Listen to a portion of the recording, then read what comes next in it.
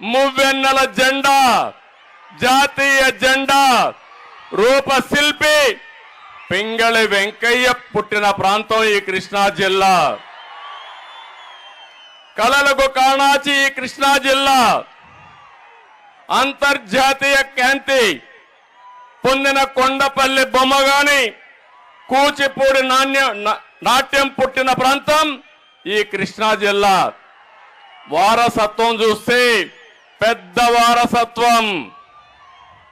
తెలుగు జిల్లాల్లో ఎక్కడా లేని వారసత్వానికి నాంది పలికిన జిల్లా ఈ ఉమ్మడి కృష్ణా జిల్లా అని చెప్పి కూడా నేను మీకు తెలియజేస్తున్నా. ఈ రోజు మీరు ప్రపంచంలో ఎక్కడికి పోయినా ఏ మూలకు పోయినా అక్కడ తెలుగు వాడు ఉంటాడు. వాళ్ళలో అగ్రభాగాన ఉండేది ఈ కృష్ణా జిల్లా వాసులే. అవకాశాలు అందిపుచ్చుకోవడంలో మీరు చాలా టాప్. ఏ అవకాశం వచ్చినా ఫస్ట్ మీరు అందిపుచ్చుకుంటారు.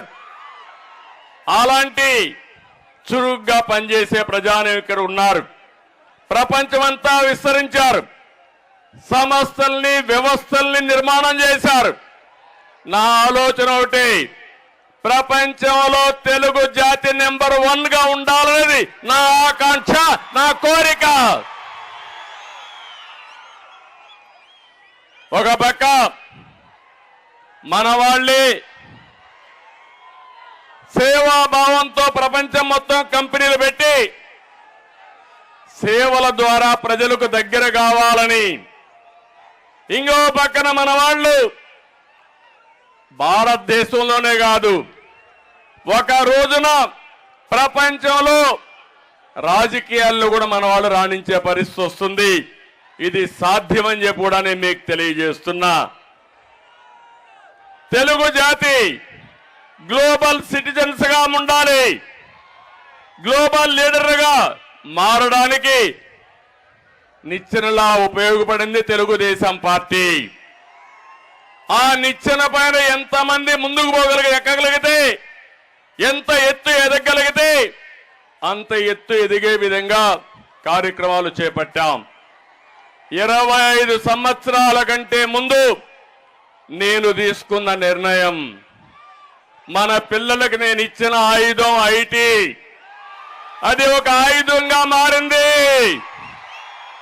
ఏం తమ్ముళ్ళు, మీ ఊర్లో ఒక్కసారి ఆలోచించండి. నేను చెప్పిన మాట విన్న వ్యక్తి అంతా ఈరోజు బ్రహ్మాండంగా హైదరాబాద్లో ఉంటున్నారు, బెంగళూరులో ఉంటున్నారు, అమెరికాలో ఉంటున్నారు, ఆస్ట్రేలియాలో ఉంటున్నారు. ఇటీవల నాకు ఇబ్బంది వచ్చినప్పుడు 80 దేశాలలో నిరసన తెలియజేశారంటే, సంఘీభావాన్ని తెలియజేశారంటే అది తెలుగు వారి సత్తా అని చెప్పి నేను మీకు తెలియజేస్తున్నా. ఈరోజు నేను ఒకటే మిమ్మల్ని కోరుతున్నాను.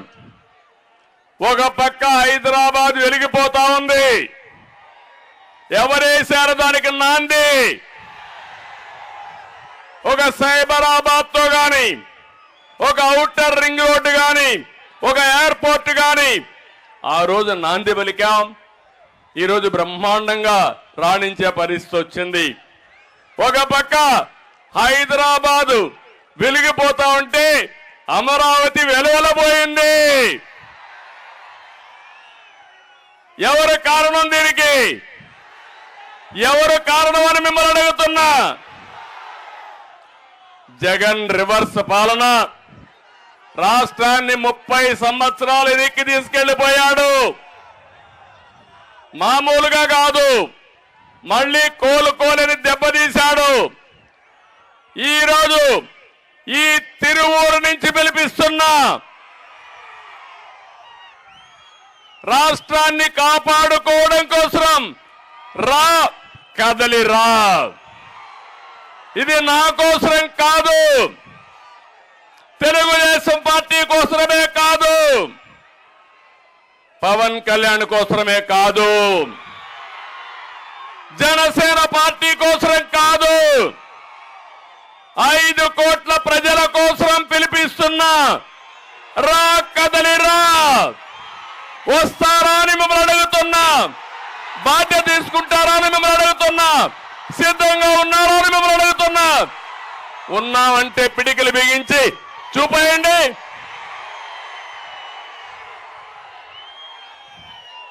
ఇది జరగవలసిన అవసరం ఈ రోజు రాష్ట్రంలో ఉంది. ఒక విషయం చూడండి, ఒకరి వల్ల ఒక రాష్ట్రం, ఒక తరం, 5 కోట్ల మంది ఇంతగా నష్టపోయిన సందర్భం భారతదేశంలోనే కాదు, ప్రపంచంలోనే ఎక్కడా లేదు. ఒక దుర్మార్గుడు వస్తే,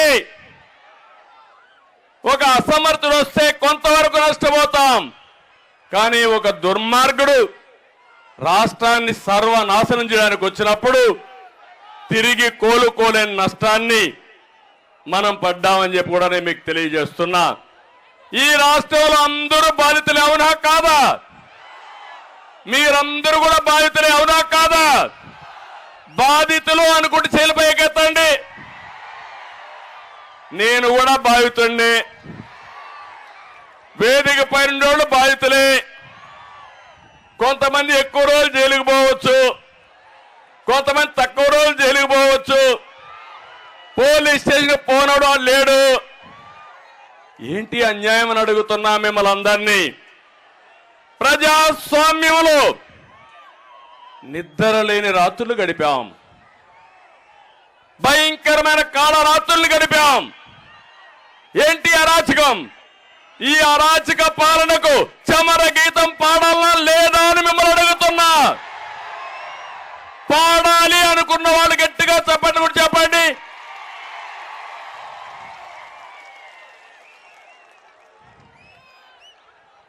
ఒక్కరు కాదు, రైతులున్నారు ఈ రాష్ట్రంలో.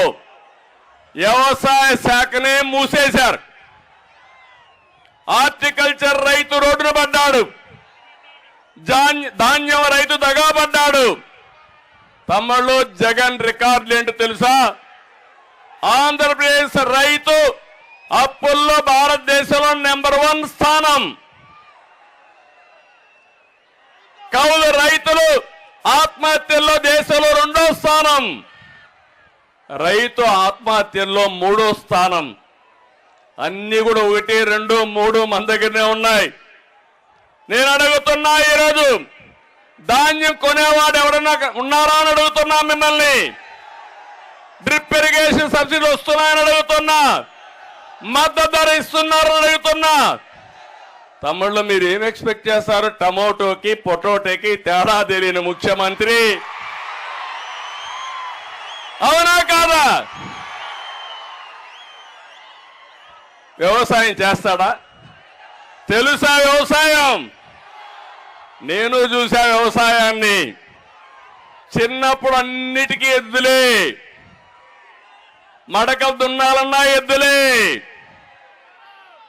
నీళ్లు కపిలి తీయాలన్నా ఎద్దులే, ఎక్కడన్నా ట్రాన్స్పోర్టేషన్కి ఎద్దులే.